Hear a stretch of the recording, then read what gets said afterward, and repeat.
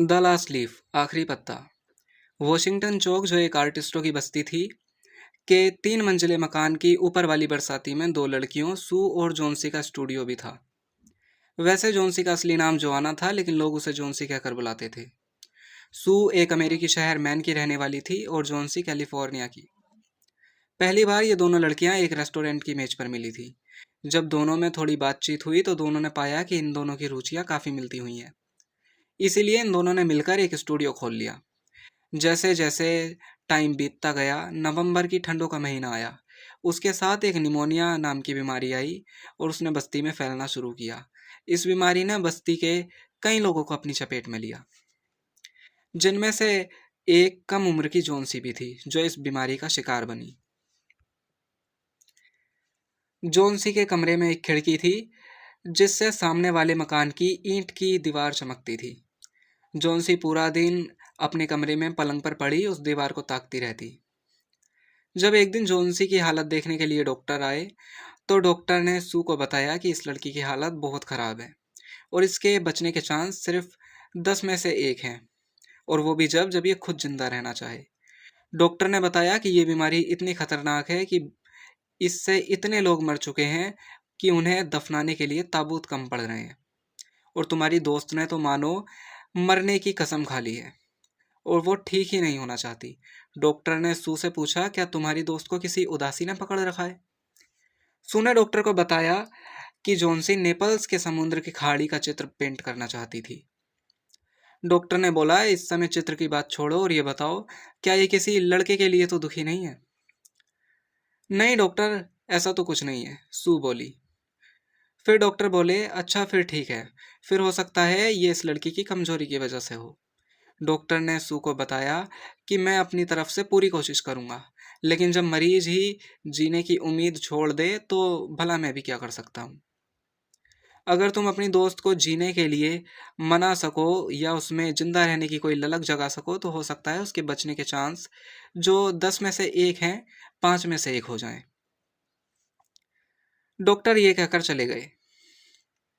ये सब सुनने के बाद सू का दिल बहुत भारी हो गया और वो फूट फूट कर रोने लगी। थोड़ी देर बाद सू ने खुद को संभाला, अपने आंसू पोंछे और रोना बंद करा, और ड्राइंग बोर्ड उठाकर एक गाने की धुन पर सीटी बजाते हुए जोन्सी के पास गई। लेकिन उसने देखा कि जोन्सी खिड़की की तरफ मुंह कर कर बिल्कुल शांत लेटी है। वो इतनी ज्यादा शांत थी कि उसके चादर की एक सिलवट तक नहीं हिल रही थी। ये देखकर सू को लगा कि वो सो रही है, और सू ने चुपचाप सीटी बजाना बंद कर दिया और अपनी पेंटिंग बनाने में मगन हो गई। सू अपनी पेंटिंग में 2 घोड़े बना रही थी, जिनमें से एक पर एक रेड इंडियन बैठा था। अचानक सू को एक धीमी आवाज सुनाई पड़ी। थोड़ी देर बाद जब वो आवाज दोबारा आई तो सू ने पेंटिंग छोड़ी और तुरंत जोन्सी के पास गई। जोन्सी बिल्कुल मौन पड़ी थी, चुपचाप, एकदम शांत। लेकिन उसकी आंखें पूरी तरह खुली हुई थी और वो खिड़की के बाहर एकटक देखे जा रही थी और उल्टी गिनतियां गिन रही थी। 12, 10, 9, 8, 7। सू भी बड़े ध्यान से खिड़की के बाहर देखने लगी।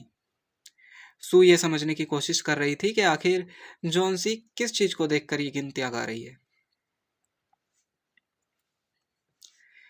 खिड़की से लगभग 20 फीट दूर एक मकान की ईंट की दीवार थी, जिस पर एक गठीले तने वाली बेल थी।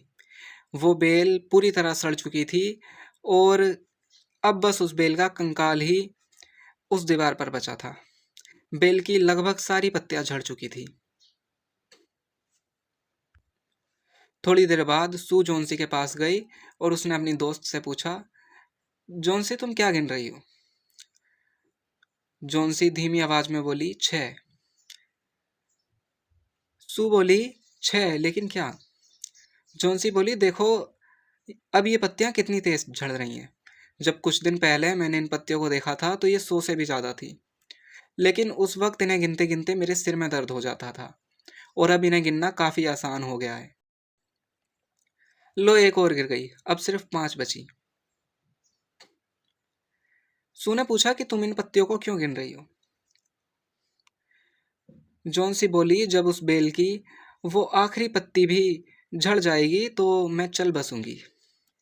मुझे पिछले 3 दिन से इस बात का आभास है। क्या तुमको ये बात डॉक्टर ने नहीं बताई? सू को यह बात बड़ी अजीब लगी। सू ने पूछा कि उन बूढ़ी पत्तियों का झड़ने से तुम्हारे जीवन का क्या लेना देना? वो बोली, देखो जोन्सी, मुझे पता है कि ये बेल तुम्हें हमेशा से बड़ी प्यारी रही है, लेकिन इसका मतलब ये नहीं कि तुम इसके लिए बिल्कुल पागल बन जाओ। अभी मेरी सुबह डॉक्टर से बात हुई थी। डॉक्टर ने बताया कि तुम्हारी हालत कुछ ही दिन में ठीक हो जाएगी और तुम्हारे बचने के काफ़ी ज़्यादा चांस है। ये लो, इतना तुम आराम करो और ये सूप पियो। अब मैं अपनी पेंटिंग पूरी कर लूँ, फिर उस पेंटिंग को बेचकर मैं तुम्हारे लिए अच्छा खाना और अच्छी वाइन लाऊंगी। जॉन्सी बोली, अब तुम कोई वाइन मत लाना।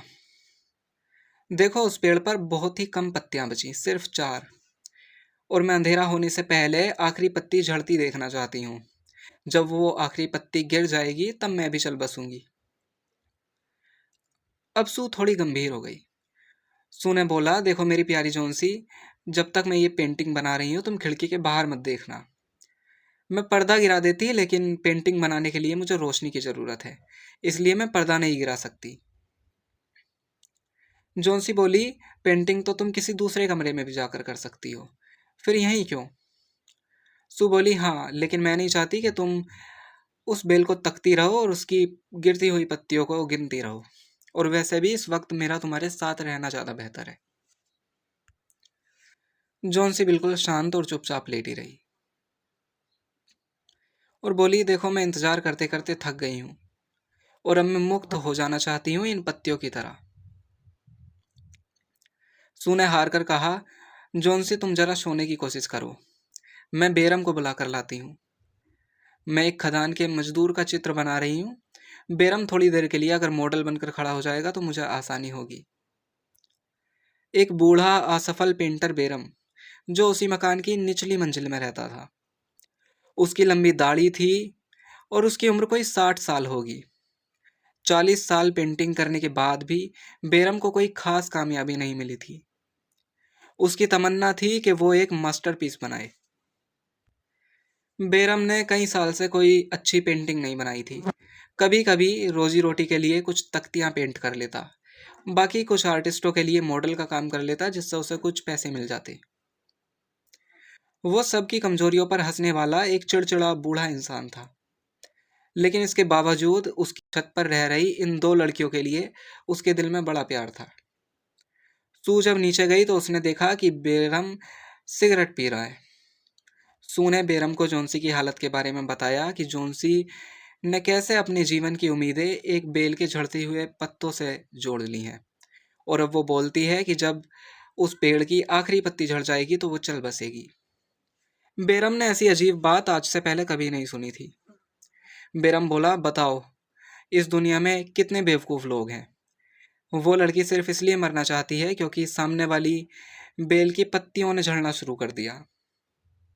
थोड़ी देर बाद बेरम बोला, ये सब छोड़ो, वैसे मैं अभी तुम्हारे लिए मॉडलिंग नहीं कर पाऊंगा और मैं जोन्सी की भी कोई मदद नहीं कर सकता। सू ने कहा कि जोन्सी की तबीयत अभी बहुत ख़राब है और बुखार भी बहुत तेज़ है, शायद इसीलिए वो ऐसी अजीब बातें कर रही है। थोड़ी देर बाद सू बोली, चलो, अगर तुम्हें मॉडल नहीं बनना तो ये तुम्हारी मर्जी, पर वैसे तुम एकदम निठल्ले आदमी हो, किसी काम के भी नहीं हो।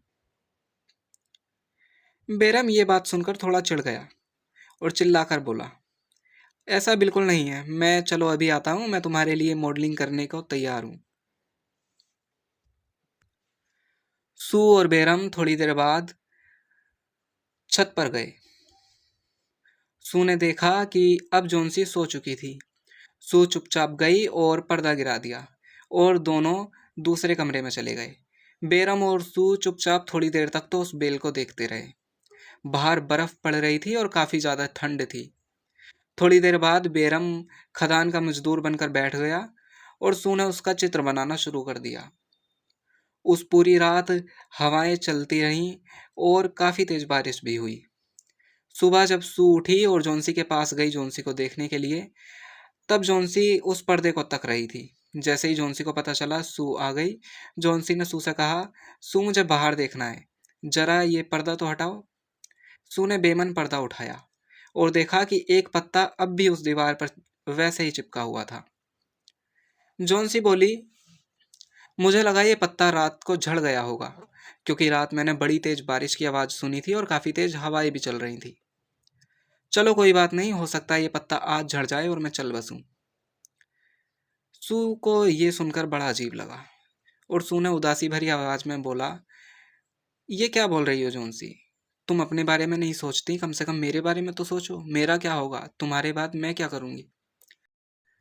जोन्सी कुछ नहीं बोली, चुपचाप शांति से लेटी रही। ऐसे ही उसका वो दिन भी बीत गया। फिर रात हुई, फिर तेज हवाएं चलने लगी, फिर बारिश हुई और बारिश की बूंद खिड़की से टकरा टकरा कर नीचे गिरने लगी। जब सुबह हुई और थोड़ा दिन खुला तो जोन्सी ने पर्दा हटाने को कहा और देखा कि अब भी एक पत्ता उस बेल पर वैसे ही लटका था। जोन्सी उसे थोड़ी देर तक देखती रही। उसके बाद जोन्सी ने सू को बुलाया और बोला, देखो सू, ये पत्ता अब भी वहां वैसे ही लगा है जैसे कल लगा था। और थोड़ी देर बाद जोन्सी बोली, सू, शायद मुझसे बहुत बड़ी गलती हो गई। मैं मरने के बारे में सोच रही थी, जो एक पाप है, और ये पत्ता मेरी यही दुष्टता बता रहा है। थोड़ी देर बाद जोन्सी बोली, चलो सू, तुम एक काम करो, तुम मेरे लिए थोड़ा सा सूप बना लाओ और दूध भी ले आना, और मुझे एक तकिया दे दो जिससे टिक कर बैठ जाऊं, क्योंकि मैं तुम्हें खाना बनाते हुए देखना चाहती हूँ। फिर 1 घंटे बाद जोन्सी बोली, सू, मैं नेपल्स की समुद्र की खाड़ी पेंट करना चाहती हूँ। डॉक्टर शाम को जोन्सी को देखने के लिए आया और डॉक्टर ने सू को बताया कि अब इस लड़की की हालत काफ़ी ज़्यादा अच्छी है और इसके बचने के चांस काफ़ी ज़्यादा हैं। तुम बस इसकी अच्छी देखभाल करो, ये लड़की जल्दी ठीक हो जाएगी। थोड़ी देर तक सू डॉक्टर के साथ चली और दरवाजे पर जाकर डॉक्टर ने कहा, चलो अब मैं चलता हूँ, मुझे इसी मकान में निचली मंजिल पर एक बूढ़े आदमी को देखना है। शायद उसे भी निमोनिया हुआ है, उसकी हालत तो बड़ी ख़राब है, शायद बचने की कोई उम्मीद नहीं है। अगले दिन डॉक्टर जब जोन्सी को देखने आया तो उसने सू को बताया कि लड़की की हालत अब बिल्कुल ठीक है और घबराने की कोई भी ज़रूरत नहीं है। शाम के टाइम सू जोन्सी के पास गई। जोन्सी पलंग पर बैठी ऊन का मफलर बुन रही थी। सू जोन्सी के पास गई। सू ने जोन्सी के कंधे पर हाथ रखा और बड़ी अफसोस भरी गंभीर आवाज में बोली, जोन्सी, मैं तुम्हें कुछ बताना चाहती हूँ। 2 दिन बीमार रहने के बाद आज अस्पताल में निमोनिया की वजह से बेरम का देहांत हो गया। वो 2 दिन तक बीमार रहा और आज उसकी मौत हो गई। जोन्सी, क्या तुम्हें पता है जब बेरम पहली बार चौकीदार को तड़पते हुए दिखा था, तब बेरम के जूते और कपड़े पूरी तरह गीले थे, और जब उसके कमरे को सही से देखा तो वहां पर एक जलती हुई लालटेन मिली, एक प्लेट जिसमें हरा और पीला रंग था, और बिखरे हुए ब्रश भी। एक सीढ़ी भी मिली जिसे शायद उसने उस रात इस्तेमाल किया होगा। जोन्सी, उस बेल पर लगे आखिरी पत्ते को देखो। क्या तुम्हें ये कुछ अजीब नहीं लगता? चाहे कितनी भी हवाएं चलें, ये पत्ता बिल्कुल नहीं हिलता। क्या तुम्हें पता है ऐसा क्यों होता है? जोन्सी, ये आखिरी पत्ता बेरम की मास्टरपीस है, जिसे उसने उस रात बनाया था जब बेल का आखिरी पत्ता झड़कर नीचे गिर गया था।